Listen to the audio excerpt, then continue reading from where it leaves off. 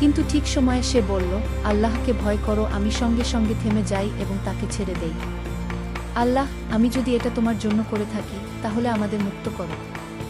দ্বিতীয় ব্যক্তি বলল, আমি একবার এক মজুরকে টাকা দিতে ভুলে যাই। বহু বছর পর সে যখন আসে, আমি তার টাকা সুদে আসলে বাড়িয়ে তাকে দিয়ে দেই। আল্লাহ, যদি এটা তোমার সন্তুষ্টির জন্য হয়ে থাকে, তাহলে আমাদের মুক্ত করো। তৃতীয় ব্যক্তি সালেহ বলল, আমি সবসময় আমার মাকে দুধ খাইয়ে তারপর নিজে খেতাম। একদিন আমি দেরি করে ফিরি, মা ঘুমিয়ে যান।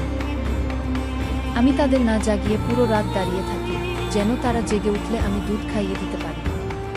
আল্লাহ, যদি এটা তোমার সন্তুষ্টির জন্য হয়, তবে আমাদের এই বিপদ থেকে উদ্ধার করো। তখনই আল্লাহর রহমতে সেই বিশাল পাথর সরে যায় এবং তারা তিনজন মুক্ত হয়ে যায়। শিক্ষা: আল্লাহর ভয়ে পাপ থেকে বিরত থাকা, মানুষের হক আদায় করা ও মা বাবার খিদমত করা।